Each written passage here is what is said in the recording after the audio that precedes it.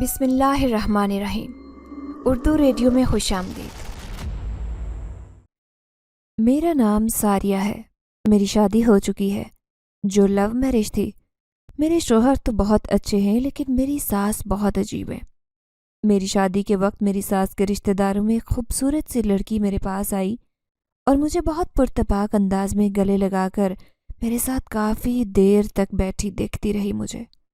میں حیران تھی کیونکہ پہلے اسے کبھی نہیں دیکھا تھا، نہ ہی میں اسے جانتی تھی۔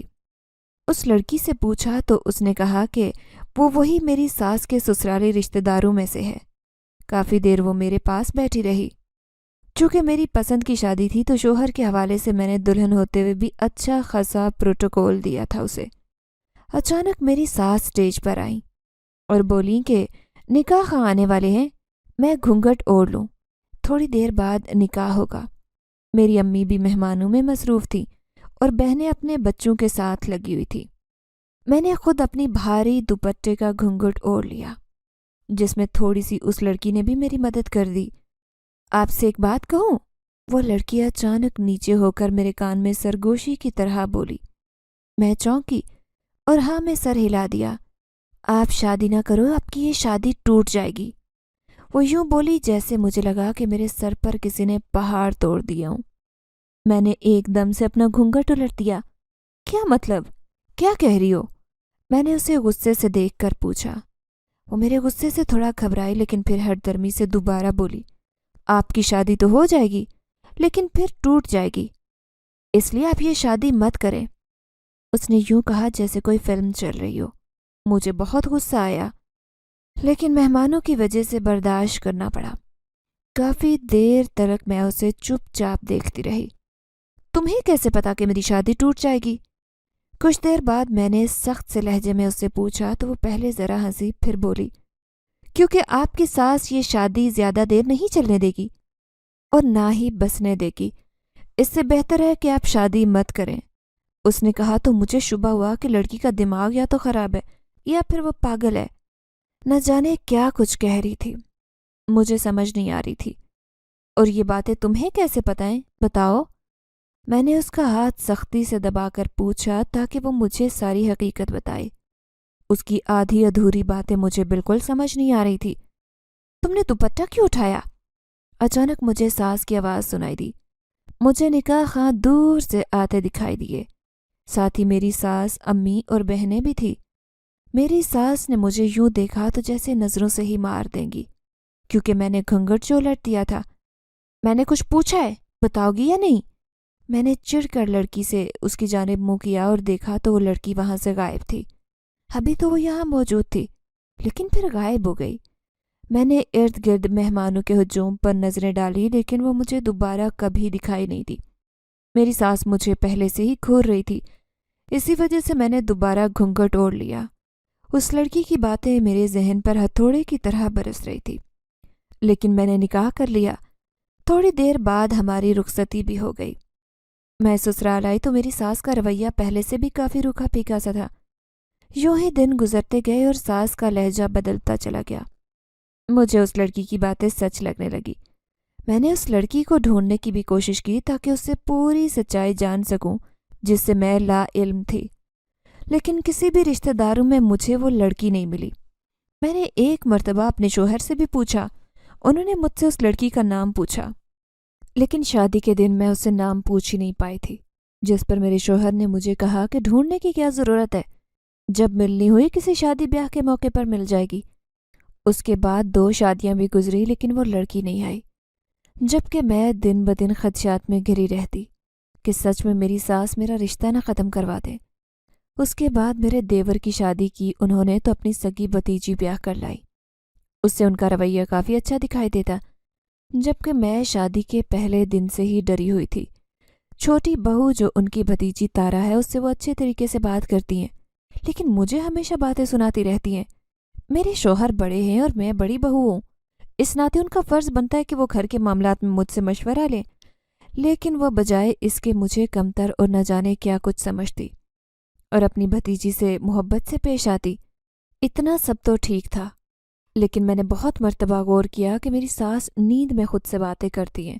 یہی نہیں، وہ شام کا اندھیرا ہوتے ہی اپنے کمرے میں بند ہو جاتی ہیں، دروازہ دیر تک بند رکھتی ہیں اور پھر عشاء کے بعد ہی کمرے سے باہر نکلتی ہیں۔ پہلے پہلے میں سوچتی تھی کہ نماز یا کوئی سبق وغیرہ پڑھتی ہوں گی، لیکن کچھ وقت گزرا تو میں نے دیکھا کہ وہ کچھ بھی نہیں پڑھتی۔ جیسے نماز سے پہلے وضو کیا جاتا ہے، وہ وضو کر کے کمرے میں نہیں جاتی، یا پھر کچھ پڑھنا ہو تو اونچی آواز میں پڑھتی ہیں۔ لیکن میں نے کمرے کے دروازے سے کان لگا کر سننے کی کوشش کی، تب کچھ پڑھنے کی آواز نہیں آتی بلکہ سرگوشیوں کی آوازیں آتی، جن کی مجھے تو سمجھ نہیں آتی تھی، لیکن میں الجھن کا شکار ہو جاتی ہوں کہ آخر اس کے پیچھے کیا وجہ ہو سکتی ہے۔ بہت سوچا لیکن کچھ سمجھ نہیں پائی۔ ایک دن اچانک میرے ذہن میں ایک بات آ گئی کہ جو میرا ذہن مجھے اپنی ساس کے کردار کو مشکوک بنانے کی وجہ بن رہا تھا، جس کی وجہ یہ تھی کہ ہمارا گھر پرانے طرز کا تھا، جس کی وجہ سے ٹوٹل 3 ہی کمرے تھے، 7 برآمدہ اور چھوٹا سا باورچی خانہ تھا۔ ایک کمرہ میرا اور دیورانی کا تھا، جبکہ تیسرا پرانے طرز کی بیٹھک تھا جس کا دروازہ گلی میں بھی کھلتا۔ اس کمرے میں میری ساس رہتی تھی۔ میرا دل اس بات کو ماننے سے انکاری تھا کہ وہ بیٹھک کا بیرونی دروازہ کھول کر کسی کو اپنے کمرے میں بلواتی ہیں، لیکن ان کی حرکتیں کافی مشکوک تھی، جس کی وجہ سے میں یہ سوچنے پر مجبور ہو گئی۔ میرے ساتھ ساتھ اب میری دیورانی بھی اس بات سے پریشان تھی۔ بظاہر تو وہ ساس کی بھتیجی تھی، لیکن ہم دونوں میں آپسی تعلق میں ایسی کوئی نفرت نہیں تھی، اسی لیے ہم دونوں کا رویہ ایک دوسرے کے ساتھ اچھا ہی رہتا۔ تارا اور میں نے سوچا کہ ہم دونوں کو یہ بات اپنے شوہروں کو بتا دینی چاہیے، کل کو کچھ ہوا تو وہ ہمیں بھی چھوڑیں گے نہیں۔ لیکن پھر ڈر سا لگتا کہ کہیں ساس پر وہ کوئی الزام لگا رہے، ہمیں غلط نہ سمجھ لیا جائے۔ میں بہت پریشان رہنے لگی۔ کافی مرتبہ تو دل چاہتا کہ خود ہی ساس سے پوچھ لوں، لیکن ڈر لگتا کہ کہیں وہ مجھے غصے میں سنا نہ دیں، اور شاید میرے شک پر میرے شوہر کو بھی میرے خلاف بھڑکانے کی کوششوں میں نہ لگ جائیں۔ پہلے ہی وہ ہماری پسند کی شادی پر نالا رہتی، آئے دن میری شکایتوں کا پہاڑ بنا کر اپنے بیٹے کو مجھ سے بدگمان کرتی رہتی، جس پر وہ کبھی کچھ نہیں کہتے تھے، لیکن پھر بھی بیٹا ہونے کے ناطے اتنی بڑی بات وہ واقعی میں مجھ سے بدگمان ہو سکتے تھے، اور میں یہ رسک نہیں لینا چاہتی تھی۔ ویسے بھی آئے دن مجھ سے میری ساس کو مسائل درپیش رہتے ہی تھے۔ انہوں نے اب ایک نیا شوشہ چھوڑ دیا کہ میں بے اولاد ہوں اور میرے شوہر کو دوسری شادی کرنی چاہیے۔ میری ساس نے اپنے بیٹے کو بہت کہا کہ دوسری شادی کر لو تاکہ اپنے بچوں کی اولاد وہ دیکھ سکے، لیکن میرا شوہر نہیں مانا۔ میری شادی کو جب سے 3 سال گزرے تھے، انہوں نے اولاد نہ ہونے کے باعث مجھے بانجھ کہنا شروع کر دیا، اور میرے شوہر کو بھی میرے خلاف کرنے کے حربے آزمانے لگی۔ میں نے بہت کوشش کی تھی کہ انہیں اس عمل سے روک سکوں، لیکن میں کچھ بھی نہیں کر پا رہی تھی۔ ایک دن انہوں نے میرے شوہر سے کہا کہ وہ مجھے کسی پیر کے پاس لے کر جانا چاہتی ہیں، کیونکہ وہ شادی نہیں کر رہا تھا تو اپنے طور پر نئے حربے استعمال کرنا چاہتی ہیں، اور وہ پیر سے دم وغیرہ کروائیں گے تو ہماری اولاد ہو جائے گی۔ میرے شوہر نے بخوشی اجازت دے دی، جبکہ میں ان سب چیزوں کو بالکل نہیں مانتی تھی، لیکن میرے شوہر نے مجھے کہا تو مجبوراً مجھے جاننے کے لیے حامی بھرنی ہی پڑی۔ اگلے ہی دن میری ساس نے مجھے کہا کہ میں آج ہی وہ مجھے لے کر جانا چاہتی ہیں تو میں تیار ہو جاؤں۔ پھپھو، میں بھی چلوں گی۔ میں تیار ہو کر آئی تو تارا نے بھی ضد پکڑ لی کہ وہ بھی ساتھ جائے گی، لیکن میری ساس ہتھے سے ہی اکھڑ گئی تھی۔ کوئی ضرورت نہیں ہے، گھر بیٹھو اور ہانڈی روٹی کرو۔ مجھے اپنی ساس کا انداز کچھ خاص نہیں بھایا تھا۔ بھتیجی سے وہ ہمیشہ پیار سے بات کرتی تھی، یہ پہلی مرتبہ تھا کہ وہ اسے ڈانٹ ڈپٹ کر رہی تھی۔ مجھے کافی عجیب سا لگا۔ آپ میری اولاد کی خواہش مند ہی نہیں ہیں، جبھی تو یہ کہہ رہی ہیں۔ تارا نے غصے میں کہہ دیا تو میری ساس نے اسے ایک تھپڑ جڑ دیا۔ میری آنکھیں پھٹی کی پھٹی رہ گئی۔ یہیں رہو اور میرے آنے سے پہلے کھانا بنایا ہوا ہو۔ ساس نے تارا کو حکم دیا اور میں ڈر اور خوف سے اپنی ساس کے ساتھ چل پڑی، لیکن ان کے طور اتوار مجھے کچھ خاص پسند نہیں آئے تھے۔ تارا کو مارنا اور سختی سے پیش آنا مجھے بہت برا لگا۔ سارے راستے میں اسی کے متعلق سوچتے ہوئے آئی تھی، اور ساتھ ہی مجھے ڈر بھی لگا۔ میری ساس مجھے اپنے گھر سے دور ایک قصبے میں لے آئی اور ایک پیر کے آستانے کا پوچھتے پوچھتے ایک چھوٹے سے گھر میں داخل ہوئی۔ میں نے ہمیشہ سنا تھا کہ پیروں کے ہر رش ہوتا ہے، لیکن یہاں کچھ خاص نہیں تھا، نہ کوئی انسان نہ چرند پرند، بس گھر میں گہری خاموشی تھی، اور وہ کچھ پرانا کچا مکانوں کے جیسا گھر تھا جس کی چھت پلستر تک مٹی سے لیپا ہوا تھا۔ میں کافی حیران پریشان گھر کا معائنہ کرتے سوچنے لگی کہ آخر میری ساس کو اس جگہ کا پتہ کیسے چلا ہوگا، جبکہ انہوں نے پہلے کبھی کسی پیر فقیر کا ذکر تک نہیں کیا تھا۔ زہ نصیب، آپ ہمارے دربار پر آئیے، پیر نے مجھے اور میری ساس کو ہنس کر کہا تو مجھے کراہیت محسوس ہوئی۔ میری ساس نے ہی کافی دیر تک اسے آنے کا مقصد بتایا، جسے وہ غور سے سنتا رہا۔ پھر سننے کے بعد کوئی پرانے طرز کا رجسٹر لا کر میرے سامنے رکھا اور بولا، اسے یہاں انگوٹھے لگانے ہوں گے۔ پیر نے ہنس کر مجھ پر نگاہیں گاڑے کہا تو میں چونکی۔ مجھے کچھ غلط لگ رہا تھا، جیسے کچھ غلط سا ہو رہا ہو۔ اچانک سے باہر سے آوازیں آنا شروع ہو گئی تو میں چونکی۔ یہ آواز تارا کی تھی۔ تو تم یہاں کیوں آئی ہو؟ میری ساس نے دھاڑ کر کہا۔ مجھے بھی آنا تھا تو آ گئی، تارا نے کندھے ہلا کر کہا۔ تارا کا یوں اچانک آنا میرے لیے خوش قسمتی ثابت ہوا۔ نہ جانے وہ میرے ساتھ کیا کر دیتا، اور مجھے اپنی ساس سے کسی قسم کی اچھائی کی توقع نہیں تھی۔ تارا نے تو آ کر مجھے بچا لیا، لیکن پیر نے دم کرنے سے معذرت کر لی۔ ہم گھر واپس آنے لگے تو واپسی پر سارے راستے تارا اور میری ساس کی بحث ہوتی رہی۔ دونوں لڑتی رہیں۔ میری ساس نے مجھے بھی بہت کوسا کہ ساری میری غلطی ہے۔ گھر آ کر کئی دن اسی موضوع پر بحث ہوتی رہی۔ پیر کے پاس سے لوٹنے کے کافی دن تک میری ساس مجھ سے اور تارا سے ناراض رہی، لیکن روز شام کو کمرے میں بند پھر بھی رہتی۔ کچھ دن تک تو وہ جاتی رہیں، لیکن پھر کافی دن تک میری ساس اپنے کمرے میں بند نہیں ہونے لگی، بلکہ شام ہوتے ہی ان کا چہرہ پیلا زردی مائل ہو جاتا، جیسے وہ کسی سے ڈر رہی ہیں۔ تارا نے بھی یہ نوٹ کیا۔ اس نے مجھے کہا کہ میں ساس سے پوچھوں، تو میں نے انکار کر دیا کہ وہ غصے سے گھور کر دیکھتے ہوئے خود ہی ساس کے پاس چلی گئی، جو صحن میں چارپائی پر لیٹی ہوئی تھی۔ کیا ہوا ہے پھپھو؟ تارا دبے پاؤں ساس کے سر پر پہنچی اور ساس کے کندھے پر اپنا ہاتھ مارا، جس پر وہ بدک کر پیچھے ہوئی اور ڈر کے مارے چیخنے لگی جیسے کوئی بھوت دیکھ لیا ہو۔ میں بھی پریشان ہو کر ان کے پاس بھاگی چلی آئی۔ وہ شور مچا رہی تھی اور اپنا چہرہ بھی چھپانے کی کوشش کر رہی تھی۔ میں اور تارا ایک دوسرے کو دیکھنے لگیں کہ یہ کیا ماجرا ہے جس کو ہم سمجھ ہی نہیں پا رہی۔ روز کا یہ معمول بن جاتا۔ میری ساس ڈر جاتی اور ہم پریشان ہو جاتی۔ ایک دن شام کا وقت آیا تو میری ساس کمرے میں بند ہونے کی بجائے لمبی چادر اوڑھے جلدی سے گھر سے باہر نکل گئی، اور جاتے ہوئے ہمیں کچھ بتایا بھی نہیں۔ مجھے نہ صحیح، لیکن تارا کو تو وہ بتا کر جاتی تھی۔ تارا کی طبیعت تھوڑی جاسوسوں کی طرح ہے۔ وہ پہلی ساس کو رنگے ہاتھوں پکڑنے کے منصوبے بنا رہی تھی۔ اس مرتبہ وہ کافی چوکنا تھی۔ ساس کے گھر سے نکلتے ہی وہ عبایا پہن کر میرے پاس آئی اور مجھے بھی ساتھ چلنے کو کہا۔ میں سمجھ گئی کہ وہ ساس کا پیچھا کرنا چاہتی ہے۔ میں ڈر کے مارے سر بھی نہیں ہلاتی رہی، لیکن وہ اندر کمرے میں گئی اور میرا عبایا اٹھا لائی، مجھے پہننے کو بولا۔ اس کی دھمکی اور غصے سے کہنے پر میں نے عبایا اوڑھا اور ہم دونوں بھی ساس کے پیچھے پیچھے چلی آئی۔ وہ چلتی ہوئی ایک ویران اور سنسان سی جگہ پر جا رہی تھی، جبکہ مجھے ڈر تھا کہ اگر میری ساس نے مڑ کر ہمیں دیکھ لیا تو بہت برا ہوگا۔ تارا، چلو واپس چلتے ہیں۔ میں بہت ڈری ہوئی تھی اور نہیں چاہتی تھی کہ ہماری ساس کو اس بارے میں کچھ پتہ چلے، اسی لیے میں نے تارا سے کہا تو وہ بہت ناراضگی سے مجھے دیکھتے ہوئے بولی، تمہیں تو ساتھ لانا ہی نہیں چاہیے تھا۔ تارا نے کہا تو میں نے اسے بہت کوشش کر کے منایا کہ گھر واپس چلیں۔ میری ساس ایک کوٹری کی جانب گئی اور اس کے اندر چلی گئی، جبکہ تارا بھی اندر جانا چاہتی تھی۔ میں نہیں چاہتی تھی کہ وہ کسی مصیبت میں پھنسے، اسی لیے میں اسے بہلا پھسلا کر گھر واپس لے آئی۔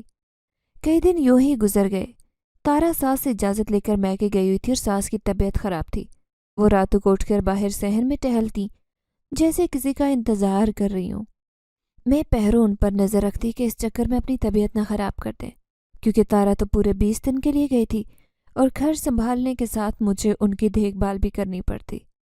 ایک دن وہ رات کے وقت صحن میں کھڑی ٹہل رہی تھی۔ میں پانی پینے کے لیے باورچی خانے سے باہر نکلی تو اچانک ان کی نظر مجھ پر پڑ گئی۔ وہ تیزی سے میری طرف دوڑی۔ میری جاسوسی کرتی ہو؟ اتنی مجال کہ تم میری جاسوسی کرو؟ وہ میرے سر پر آئی اور میری گردن دبوچ لی۔ ڈر سے میری آنکھیں باہر نکل آئی۔ میرے ہاتھ پیر مارتے ہوئے ساس کو میں پرے دھکیلنے کی کوشش کر رہی تھی، لیکن نہ جانے ان کے لاغر وجود میں اتنی طاقت کہاں سے آ گئی کہ ان کے ہاتھوں سے میں اپنی گردن تک نہیں چھڑا پائی۔ کل تک تو وہ بیٹھے ہوئے بھی تکلیف سے دو چار ہو رہی تھی، لیکن آج اتنی ہمت کہاں سے آ گئی؟ میں خوف سے کانپ گئی، مجھے سانس لینے میں مشکل آ رہی تھی۔ اچانک میں نے دونوں ہاتھ لگا کر اپنی سانس کو زور سے پیچھے دھکیلا۔ وہ لڑکھڑا کر کافی دور جا گری۔ ان کا سر دیوار سے جا لگا اور گرتے ہی بے ہوش ہو گئی۔ ان کے سر سے خون بہہ کر زمین رنگدار کرنے لگا۔ میرے ہاتھ پیر کانپنے لگے۔ میں نے اپنی ساس کا سر گود میں رکھا اور انہیں ہوش میں لانے کی کوشش کی۔ شوہر کا ڈر اور ساس کی بے عزتی اور گھر اجڑنے کے خدشات سچ ثابت ہوتے دکھائی دے رہے تھے۔ ہاتھ پیر پھول گئے کہ کیا کروں۔ دل چاہا کہ اپنا سر بھی دیوار سے دے ماروں۔ چند لمحے تو ذہن مفلوج رہا، لیکن پھر ساس کا سر آرام سے زمین پر رکھا اور اپنا دوپٹہ اتار کر ان کے سر پر لپیٹ کر تیزی سے بھاگ کر اندر گئی۔ کمرے سے دوائیوں کا ڈبہ اٹھایا، انہی قدموں باہر آئی۔ ساس کے سر پر دوائی لگا کر خون روکنے کی کوشش کی تو 5 منٹ میں خون نکلنا بند ہو گیا اور میں نے پٹی کر دی۔ دوبارہ سے ان کا سر اپنی گود میں رکھے ان کے ہوش میں آنے کا انتظار کرنے لگی۔ یوں ہی بیٹھے بیٹھے میری کمر اکڑ گئی تھی۔ ذہن میں یہی خدشات سر اٹھانے لگے کہ صبح کا سورج طلوع ہوتے ہی میرے اس گھر سے نکلنے کی تیاری شروع ہو جائے گی اور میرے گھر سے نکال دیا جائے گا، جبکہ میری صفائیاں اور حقیقت پر کوئی بھی یقین نہیں کرے گا۔ اپنی سوچوں اور ڈر سے الجھتے الجھتے 2 گھنٹے گزر گئے، لیکن ساس کو ہوش نہیں آیا۔ میں نے پریشانی میں ان کی نبض چیک کی اور دیکھا تو وہ زندہ ہیں کہ نہیں۔ نبض ٹٹولنے پر پتہ چلا کہ وہ زندہ ہیں، لیکن ہوش میں لانے کے لیے میں کچھ سوچنے لگی۔ میں نے ساس کے سر پر دوائی لگا کر پہلے پٹی کی تھی، پھر اپنا دوپٹہ بھی لپیٹ دیا تاکہ ہوا نہ لگے۔ ان کا سر زمین پر رکھ کر باورچی خانے گئی اور پانی کا گلاس بھر کر لے آئی اور ساس کے چہرے پر وقفے وقفے سے چھینٹے مارنے لگی۔ انہوں نے اپنی آنکھیں دھیرے سے کھول لیں اور سر کو در سے کراہ کر ہاتھ پھیرا۔ خون اور پٹی کو محسوس کرتے ہی مجھے مشکوک نظروں سے دیکھا اور اٹھ بیٹھی۔ میں سوچنے لگی کہ رات کے وقت ہی وہ مجھے گھر سے باہر نکال دیں گی یا پھر مار ڈالیں گی۔ مجھے وہ لڑکی شدت سے یاد آئی۔ مجھے یہ چوٹ کیسے لگی ہے؟ وہ غائب دماغی سے مجھے دیکھ کر پوچھ رہی تھی۔ میرا دل ایک دم اچھل کر حلق میں آ گیا۔ میرے ہاتھ کانپ رہے تھے، لیکن مجھے ڈر سے لگا کہ شاید ان کی یادداشت چلی گئی ہے۔ لیکن خود کے ان وسوسوں کو نظر انداز کرتے ہوئے میں نے ساس کو سہارا دے کر اٹھایا اور صحن میں بڑی چارپائی پر لا کر انہیں بٹھایا۔ میں بہت حیران سی ہوئی کہ انہوں نے میری مدد پر کوئی مزاحمت نہیں کی تھی، نہ ہی میرے ہاتھ جھٹکے تھے۔ کچھ بھی نہیں، آپ گر گئی تھی اور ہوش میں نہیں آ رہی تھی تو میں نے پٹی تو کر دی، لیکن کافی دیر گزر گئی تھی۔ میں پریشان ہو گئی، اسی لیے پانی کے چھینٹے مارے۔ کافی دیر میں معقول بہانہ تلاش کرتی رہی تاکہ ساس کے عتاب اور اس گھر سے اپنے آپ کو دربدر ہونے سے بچا کر کوئی جھوٹ بولوں جس پر ساس یقین بھی کر لے اور میں بھی بچ جاؤں۔ بالآخر ایک معقول سا جھوٹ میرے ذہن میں آیا اور میں نے سر جھکا کر بول دیا، اچھا۔ انہوں نے جیسے میری بات پر یقین کر لیا اور سر ہلانے لگی۔ میں دل ہی دل میں خوش ہوئی کہ میں بچ گئی ہوں۔ اب یہیں کھڑی رہو گی یا مجھے کمرے میں لے چلو گی؟ ساس نے قدرے گھور کر کہا تو میں جلدی سے سر ہلاتی انہیں سہارا دیے اٹھایا اور کمرے میں لے جانے لگی۔ تمہیں کیسے پتہ چلا کہ میں گر گئی ہوں؟ چلتے چلتے میری ساس نے رک کر مجھے مشکوک نظروں سے دیکھا تو میری سانس سٹک گئی۔ میں پانی پینے آئی تھی تو اب پر نظر پڑ گئی، میں نے جلدی سے جواب دیا اور انہیں کمرے میں لے آئی۔ ساس کو بستر پر لٹا کر ان پر کمبل ڈالا۔ میرے لیے ہلدی کا دودھ لے آؤ، ساس نے مجھے کہا اور میں نے سر ہلایا اور باہر نکل آئی۔ باورچی خانے میں آ کر میں نے دودھ گرم کیا اور اس میں ہلدی ڈال کر چمچ سے مکس کی اور لا کر ساس کو گلاس پکڑا دیا۔ اب تم جاؤ اور دروازہ اندر سے بند کرنا۔ ساس نے گلاس پکڑ لیا اور مجھے بھی جانے کو کہا۔ میں چپ چاپ باہر نکلی اور دروازہ بند کر دیا۔ میں خود باورچی خانے میں آ گئی۔ ساس کو رات کے گندے برتن رکھنا بالکل نہیں پسند تھا اور میں صبح صبح عزت افزائی سے بچنے کے لیے دودھ ابالنے والی دیگچی کو دھونے لگی کہ جب دوبارہ اپنے کمرے میں جا کر سونے لگی تو یکدم میرے قدم رک گئے۔ ساس کے کمرے سے سرگوشیوں کی آوازیں آ رہی تھیں۔ آواز بہت دھیمی تھی جو مجھے سمجھ میں نہیں آ رہا تھا۔ میں نے غور کرنے کی کوشش میں دروازے کے ساتھ اپنے کان لگا دیے۔ میں اسے لے کر آؤں گی، ویسے بھی وہ مجھے نہیں پسند، تم ہی لے لو۔ کافی غور کرنے پر مجھے ساس کی آواز سنائی دی تو میرا تجسس بڑھ گیا۔ نہ جانے وہ کس کو لے کر جانا چاہتی تھی اور کہاں لے جانے کا ارادہ تھا۔ تم فکر نہ کرو، میں لے آؤں گی، بس ہوش و حواس میں رہنا، یہ بہت چالاک ہے۔ دوبارہ آواز سنائی دی تو میرا دل زور سے دھڑکا۔ نہ جانے وہ کس کی بات کر رہی تھی۔ میں دل ہی دل میں تارا کو یاد کرنے لگی۔ اگر وہ یہاں ہوتی تو کوئی اچھا مشورہ دے دیتی یا مجھے حوصلہ ہوتا۔ اب تو مجھے ڈر لگنے لگا تھا۔ خاموش تماشائی بنے رہنا بھی عجیب لگ رہا تھا۔ میں نے بات اپنے دل میں دبا لی، تارا کو بھی نہیں بتایا۔ کافی دیر تک ساس کے سر کا زخم رہا۔ چونکہ یہ چوٹ میری وجہ سے لگی تھی تو میں باقاعدگی سے وقت پر ان کی پٹی کرتی رہی تاکہ جلدی سے زخم بھر سکے۔ بہت دن تک مجھے ان کی دیکھ بھال کرنی پڑی۔ اس واقعے کے بعد ان کا لہجہ اور انداز مجھے بدلا بدلا سا لگا۔ پہلے تو بہت مرتبہ وہ میرے ہاتھ جھٹک دیتی یا پھر غصے سے مخاطب کرتی تھی، لیکن اب وہ کئی دنوں سے قدرے دھیمے لہجے میں بات کر رہی تھی، اور یہ میرے لیے بہت حیران کن تھا۔ دوسرے دن شام کے پہر میری ساس بنا بتائے گھر سے نکل پڑی۔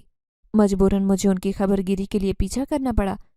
پیچھا کرتے کرتے میری ساس ایک ویران علاقے میں آ گئی۔ کئی گلیاں اور کھیتوں سے گزر کر اب ایک سنسان اور ویران سے علاقے میں داخل ہو گئی، جہاں ارد گرد کوئی بھی گھر نہیں تھا، بس سخت اور بنجر سے زمین ہی زمین تھی۔ مجھے ڈر سا لگا کہ واپسی نہ جانے کیسے ہوگی۔ اس سے پہلے جب ساس گئیں تو وہ اور جگہ تھی۔ میری حیرت اور پریشانی میں اضافہ ہو گیا تھا کہ آج کہاں چل پڑی تھی۔ تارا بھی آج ساتھ نہیں تھی۔ اگر ہوتی تو شاید کچھ حوصلہ ہوتا۔ یہ ماحول اور جگہ میرے لیے انجان تھی اور ڈر کے مارے میں چل بھی نہیں پا رہی تھی۔ اتنا چل چل کر ٹانگیں بھی درد کر رہی تھی، جبکہ میری ساس آگے آگے چلتی جا رہی تھی، یوں جیسے وہ ایک نوجوان عورت ہو، جبکہ وہ تو جوڑوں کی مریض تھی اور گھر میں بھی سہارے کے بنا نہیں چل پاتی تھی۔ میں حیرت میں گم چلتی جا رہی تھی۔ میں ان سے کافی دور آرام آرام سے چل رہی تھی تاکہ انہیں میرے پیچھا کرنے کا علم نہ ہو سکے، ورنہ وہ نہ جانے کیا کر گزرے۔ آج سے پہلے میں گھر سے اتنی دور چل کر نہیں آئی تھی، جبکہ ساس کی مشکوک حرکتوں کے باعث مجھے بھی یہ کرنا پڑ رہا تھا۔ چلتے چلتے وہ ایک ویرانے کی طرف آئی اور ایک کوٹری کے اندر چلی گئیں۔ وہ ایک کوٹری تھی، آس پاس جھاڑیوں کا انبار لگا ہوا تھا اور جھاڑیوں کے درمیان گھاس پھوس سے بنی چھت اور نیچے لکڑیوں اور ریت کی کچی اینٹوں سے بنی ہوئی تھی۔ میری ساس اس کے اندر چلی گئی۔ میرا دل تو خوف و ہراس میں مبتلا ہو گیا۔ کچھ دن پہلے تو میری ساس ایک اور جگہ گئی تھی اور بالکل ہو بہو ایسی ہی کوٹری تھی، جبکہ آج جگہ اور تھی اور کوٹری بالکل ایک جیسی۔ میرا دل کیا کہ یہیں سے بھاگ جاؤں، کیونکہ مجھے کچھ سمجھ نہیں آ رہا تھا، لیکن تارا کا خیال، جس نے مجھے میکے جاتے ہوئے ہدایت دی تھی کہ مجھے اس کا حل نکالنا ہے اور رات سے پردہ اٹھا کر ہی رہنا ہے، یہ سوچتے میں دھیرے دھیرے قدم اٹھاتے اس کے قریب جانے لگی۔ اس کے ارد گرد لگی جھاڑیوں میں سے نہ جانے کیسی مہک تھی کہ میرا سر چکرا گیا۔ میرے قدم ڈگمگانے لگے۔ میں نے اپنے قدم مضبوط کیے اور دھیرے دھیرے قدم اٹھاتی آگے بڑھنے لگی۔ کچھ قدم آگے بڑھی کہ میری نظریں پتھرا گئی۔ مجھے ایک خوفناک سا چہرہ دکھائی دیا، وہ بھی جھاڑیوں کی ٹہنیوں میں ہی بنا ہوا تھا۔ میں ڈر گئی اور وہیں رک گئی۔ میرے قدم آگے بڑھنے سے انکاری تھے۔ میں یکدم پیچھے مڑی تو وہ جھاڑیاں جھوم کر میرے راستے میں آ گئی۔ میں نے اپنی چیخیں دبائیں۔ یوں محسوس ہوا جیسے وہ بنا بنایا چہرہ حقیقت تھا، جبکہ وہ جھاڑیوں کی ٹہنیوں سے بنا ہوا تھا۔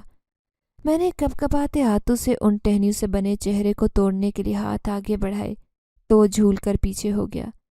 اب تو مجھے یہ جگہ اور ٹہنیاں پراسرار دکھائی دینے لگی۔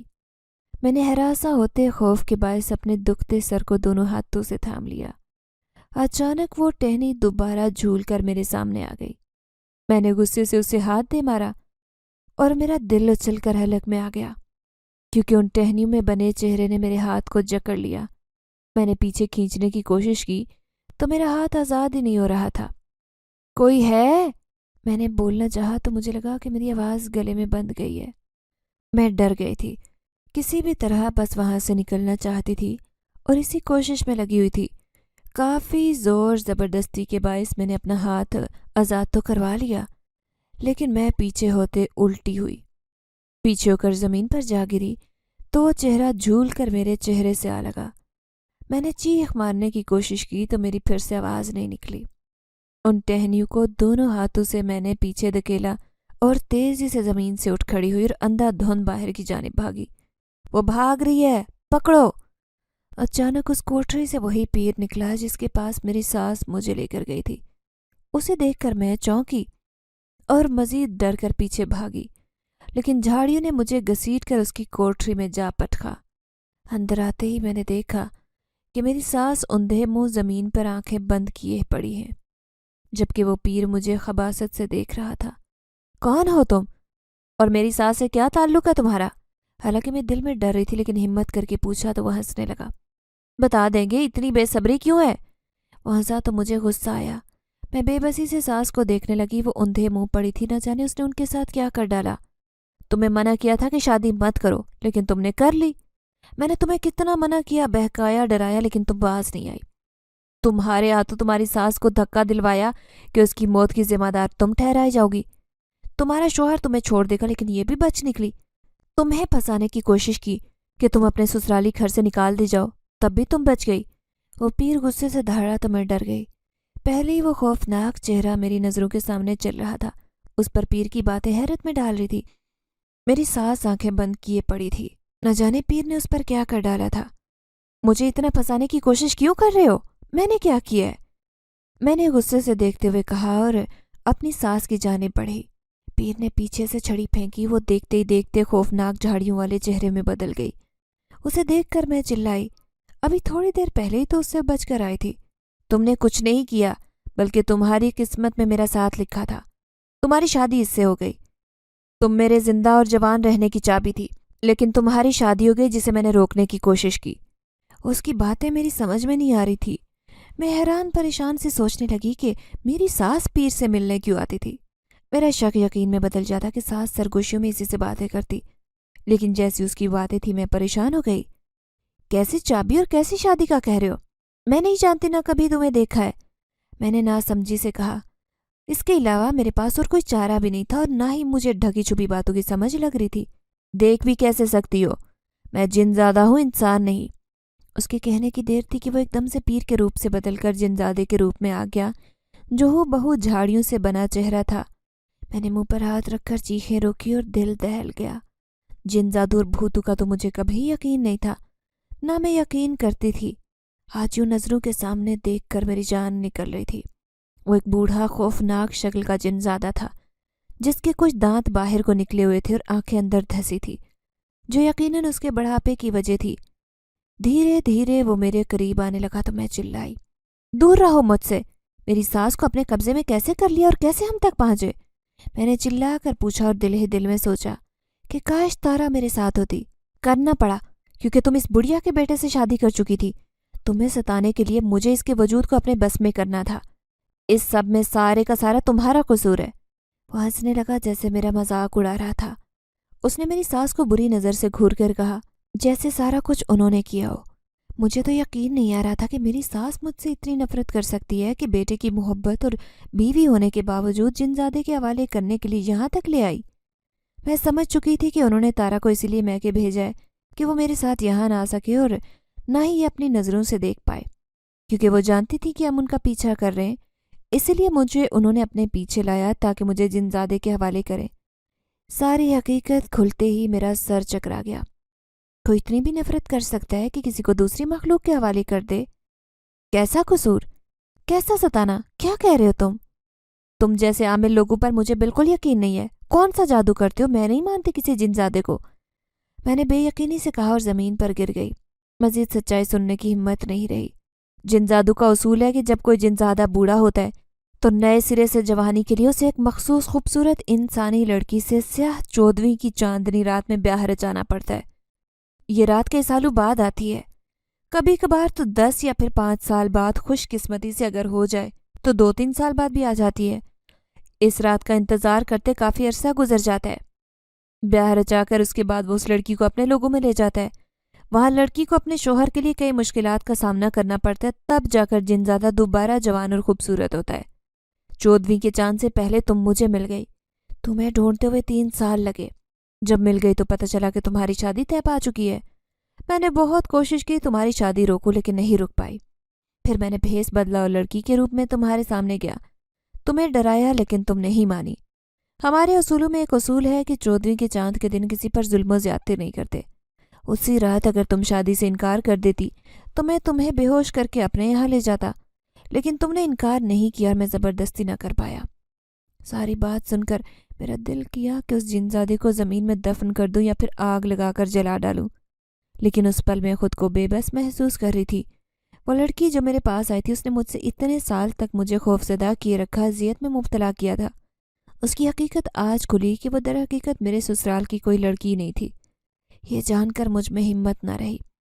تم پاگل ہو یا تمہارا دماغ خراب ہے؟ چلے جاؤ یہاں سے اور میری ساس کو اپنے منتروں سے آزاد کرو، میں نے چلا کر کہا اور آس پاس پڑی چیزیں اٹھا کر پھینکنے لگی۔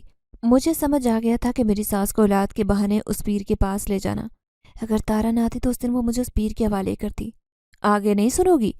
میں نے تمہاری ساس کو بتا دیا ہے، سب کچھ اس کو اپنے بس میں کرتے ہی میں نے بتا دیا، تبھی وہ اولاد کی خاطر تمہیں میرے پاس لائی۔ یہ جب بھی شام کو کمرہ بند کر کے بیٹھتی تب میں اسے تم پر ظلم کے مشورے دیتا تاکہ تم بھاگ جاؤ اور اس کا بیٹا تمہیں چھوڑ دے، کیونکہ تمہاری ساس راضی ہے اور چاہتی ہے کہ میں تمہیں یہاں سے لے جا سکتا ہوں۔ اب یہ تم پر ہے کہ خود چلو گی یا نہیں، ورنہ میں بے ہوش کر کے کسی بھی پرندے یا جانور کے وجود میں قید کر کے لے جاؤں گا۔ وہ بہت ظالم تھا، اتنا کہ میں جان ہی نہیں پائی کہ اس کے ارادے بھیانک تھے، جنہیں جان کر میرے رونگٹے کھڑے ہو گئے۔ میں نے سامان پھینکنا بند کیا اور بے یقینی سے کبھی ساس کو تو کبھی جنزادے کے بھیانک چہرے کو دیکھتی۔ اتنے ظالم کیسے ہو سکتے ہو؟ کسی کے جذبات تم لوگوں کے لیے کچھ نہیں ہوتے؟ میں نے حیران ہو کر پوچھا۔ کئی سوالات ذہن میں کھلبلی مچا رہے تھے۔ ہمیں اپنی ذات کے علاوہ کچھ نظر نہیں آتا، نہ ہم نے دیکھا ہے۔ میرے ساتھ چلو اور تمہاری ساس کو بھی اسی وقت میں تمہارے سسرال چھوڑ دوں گا۔ وہ ظالم ہونے کے ساتھ خود پرست بھی تھا۔ اسے صرف جوان عمر چاہیے تھی جسے حاصل کرنے کے لیے وہ مجھے اپنی قید میں کرنا چاہتا تھا۔ میں کبھی نہیں جاؤں گی، تمہاری بھول ہے کہ تمہاری بات مان کر یہ قدم اٹھاؤں گی، میں نے سختی سے کہا۔ شاید وہ میرے لہجے سے مجھے چھوڑ دے۔ تم میرے غضب کو آواز دے کر للکار رہی ہو۔ وہ دھاڑا اور الو کی کھوپڑیاں میری ساس کی طرف پھینکنے لگا، شاید وہ مجھے ڈرا رہا تھا۔ تم ہمیں چھوڑ دو اور اپنے ہی یہاں کی کسی لڑکی سے شادی کرو، میں نے نرمی سے اس سے گزارش کی۔ کبھی نہیں، مجھے جوان عمر چاہیے، اس کے لیے انسانی لڑکی سے شادی کرنی ہے اور وہ لڑکی تم ہو، وہ صفاقی سے بولا۔ میں نے ساس کو دیکھا تو وہ بے ہوش ہی تھی، نہ جانے ایسا کیا کیا گیا تھا کہ وہ ہوش میں ہی نہیں آ رہی تھی۔ ان کے آس پاس کھوپڑیوں کا ڈھیر لگا تھا جس سے خون بھی رس رہا تھا، جیسے ابھی اسے تازہ تازہ ذبح کیا گیا ہو۔ تم بھول رہے ہو کہ ہمارے پاس خدا کا کلام ہے جو مجھے تمہارے اس غلط قدم سے بچائے گا، میں نے دل میں اللہ کا نام لیا اور پر یقین ہو کر کہا۔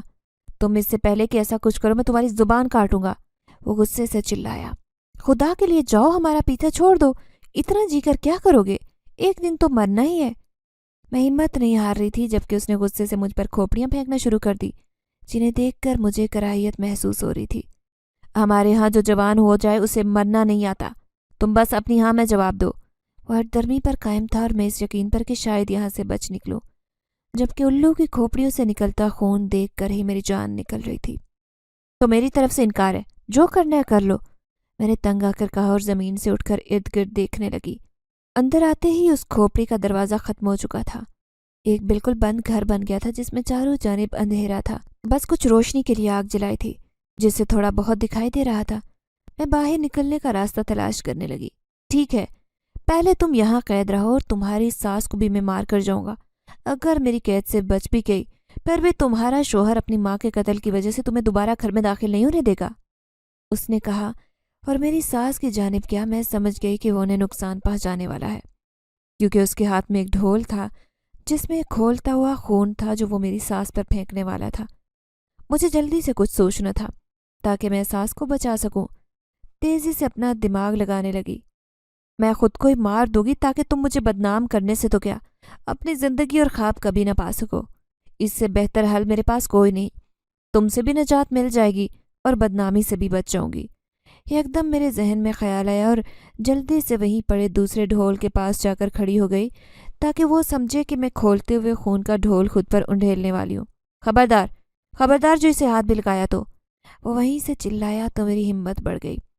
تو پھر ہمیں چھوڑ دو ورنہ میں خود کو بھی مار دوں گی، تم کرتے رہنا پھر میری لاش کے ساتھ جو بھی ہوا، میں نے اس سے کہا تو اس نے یکدم کچھ پھینکا جو سیدھا اس ڈھول میں گرا اور ڈھول غائب ہو گیا۔ جنزادے نے ڈھول وہیں پھینکا، میری طرف آیا اور گھسیٹتے ہوئے مجھے پنجرے میں قید کر چکا تھا۔ میرے ہاتھ پیر باندھ دیے جبکہ میری ساس دور زمین پر بے ہوش پڑی تھی۔ میں نے ہاتھ پیر مارنے کی کوشش کی کہ اپنے آپ کو آزاد کروا سکوں، لیکن جنزادہ وہیں کھڑا سامنے ہنس رہا تھا۔ جیسے وہ میری بے بسی پر خوش ہو رہا ہو۔ اسے گویا سکون مل رہا تھا۔ میری کوششیں بیکار جاری تھی کیونکہ میرے ہاتھ رسیوں سے نہیں بلکہ لوہے کی زنجیروں سے بندھے تھے۔ کافی دیر تک میں نڈھال بیٹھی رہی اور یہاں سے نکلنے کی ترکیب ڈھونڈنے لگی۔ شادی کر لو اور آزادی پالو۔ بوڑھا جن زیادہ پھنکارا تو میرا دل چاہا کہ اس کا منہ توڑ دوں۔ اس کا چہرہ اتنا خوفناک تھا کہ اسے دیکھ کر میں آگ بگولا ہو رہی تھی، جس کا اس پر کوئی خاص اثر نہیں ہو رہا تھا۔ کبھی بھی نہیں کروں گی، جو مرضی ہے کر لو، میں زنجیروں میں الجھتی چلائی۔ اس نے میرے قریب آ کر میری گردن پر اپنے ناخن گاڑ دیے۔ درد کی شدت بڑھتے ہی میں چلائی تو وہ ہنسنے لگا۔ میری نرمی کا تم نے ناجائز فائدہ اٹھایا، جس کا انجام تمہیں بھگتنا ہوگا، اس نے پھنکار کر کہا اور میری گردن دبوچ لی۔ اچانک وہاں ایک روشنی پھیلنے لگی اور دھیرے دھیرے سارا اندھیرا چھٹ گیا۔ روشنی نظر آتے ہی وہ جن زیادہ مجھ سے بدک کر دور ہوا اور چلانے لگا، جنوں کی سردار یہاں نہیں ہو سکتی، وہ انسانوں کی بستی میں کیسے آ سکتی ہے؟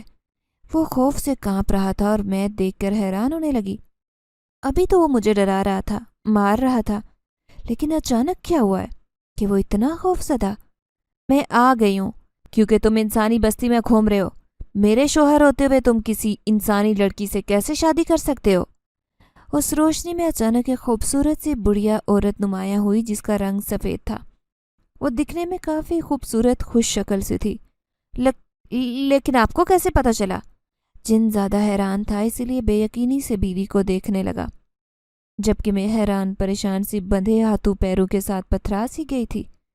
تم نے اپنے ساتھ کچھ موکل لیے تھے جو تمہاری مدد کرتے رہے۔ انہوں نے مجھے ساری سچائی بتائی ہے کہ کیسے تم ایک لڑکی کو جھوٹ بول کر اس سے شادی کرنا چاہ رہے ہو، جنزادے کی بیوی نے چلا کر کہا۔ اس کے چہرے سے صاف ظاہر تھا کہ وہ شدید غصے میں ہے۔ تم میرے ارادوں سے باخبر تھی تو جان لو کہ میں آج یہ شادی کر کے رہوں گا۔ 14ویں کی رات ہے اور مجھے یہ شادی کرنی ہے۔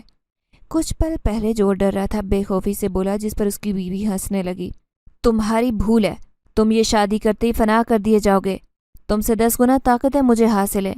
انسانی جان پر تم ایک وار کر کے تو دیکھو، تمہیں میں نے فنا نہ کیا تو کہنا۔ اس نے یہ کہہ کر کوٹری میں آگ لگا دی اور کچھ پڑھ کر میری سانس پر پھونکا۔ وہ بھی یکدم اٹھ کر بیٹھ گئی۔ پھر جنزادے کی بیوی نے مجھے قید سے آزاد کیا۔ تم جاؤ اس راستے سے اپنی ساس کو لے کر، پیچھے مڑ کر مت دیکھنا۔ بوڑھی جنزادی نے ایک راستہ سامنے بنایا اور باہر کی بنجر زمین دکھائی دینے لگی۔ مجھے پیچھے نہ مڑ کر دیکھنے کا حکم دیا تو میں بھاگ کر اپنی ساس کی طرف گئی اور ان کا بازو پکڑے باہر کی جانب جانے لگی۔ اچانک جنزادہ میرے سامنے آ گیا۔ یہ یہاں سے نہیں جا سکتی۔ اس نے میرے ہاتھ سے ساس کا بازو چھینا اور میری ساس کو دور دھکیلا۔ وہ پیچھے جا گری اور مجھے گھسیٹتا ہوا دوبارہ قید کرنے لگا۔ اس کی بیوی ایک دم میرے سامنے آئی اور اس نے مجھے چھڑا کر جنزادے پر آگ ڈال دی۔ وہ بھڑکتا ہوا ادھر ادھر گھومنے لگا۔ وہ غصے سے چیخنے چلانے لگا، اس سے پہلے کہ یہ آگ بجھ جائے، اس کوٹری سے باہر نکل جاؤ، کیونکہ جن قوم پر زیادہ آگ اثر نہیں کرتی، تمہارے یہاں سے نکلتے ہی تم تک یہ نہیں پہنچ پائے گا، بوڑھی جنزادی نے کہا اور مجھے اور میری ساس کو ہوا میں اچھال کر کوٹری سے باہر دھکیل دیا۔ ہمارے وہاں سے نکلتے ہی وہ کوٹری یکدم غائب ہو گئی اور آس پاس کی آبادیاں بھی دکھائی دینے لگی۔ میں راستہ ڈھونڈتے ڈھونڈتے گھر کے راستے تک جا پہنچی۔ اس حادثے نے مجھے خاموش کر دیا تھا، جبکہ میں تو ابھی تک غم میں تھی کہ ساس نے میرے ساتھ اتنی زیادتی کی ہے۔ گھر پہنچ کر میں اپنے کمرے میں بند ہو گئی۔ میری ساس نے بہت دروازہ کھٹکھٹایا۔ وہ بہت پریشان دکھائی دے رہی تھی، انہیں ڈر سا لگا تھا۔ دروازہ کھولو ساریہ، میں نے کچھ نہیں کیا۔ میں جانتی ہوں کہ تم میری پسند نہیں تھی، لیکن پھر بھی میں نے تم سے اتنی نفرت نہیں کی کہ وہ اس جنزادے نے مجھے اپنے قابو میں کیا ہوا تھا، اسی نے ہمارے درمیان نفرت پھیلانے کی کوشش کی ہے۔ ساس کی باتیں سن کر اب مجھے ساری حقیقت پوری طرح سے سمجھ میں آ گئی تھی۔ حقیقت میں تو ان کا کوئی قصور ہی نہیں تھا، بلکہ جنزادہ مجھے ان کے خلاف کر رہا تھا۔ میں نے دروازہ کھول دیا اور اپنی ساس کو معاف کر دیا تھا۔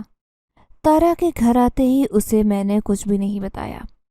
میں نہیں چاہتی تھی کہ وہ کچھ غلط سوچے یا ڈر جائے، کیونکہ وہ کافی زیادہ حساس طبیعت کی مالک تھی اور وہ اکثر ڈر جاتی۔ اس حادثے کے بعد میری اور میری ساس کی کافی زیادہ دوستی ہو گئی تھی۔ جس پر تارا بھی بہت زیادہ حیران ہوتی۔ اس بھیانک واقعے کے بعد ہم تینوں ہی مل کر ہنسی خوشی اپنے گھر کو بہت زیادہ خوشیوں اور اتفاق سے چلانے لگ گئی تھی۔ اگر آپ کو ہماری یہ کہانی پسند آئی ہے تو لائک کیجیے، شیئر کیجیے، اور اگر ابھی تک آپ نے ہمارا چینل سبسکرائب نہیں کیا تو اردو ریڈیو کو لازمی سبسکرائب کیجیے۔ ملتے ہیں اگلی ویڈیو میں۔ اللہ حافظ۔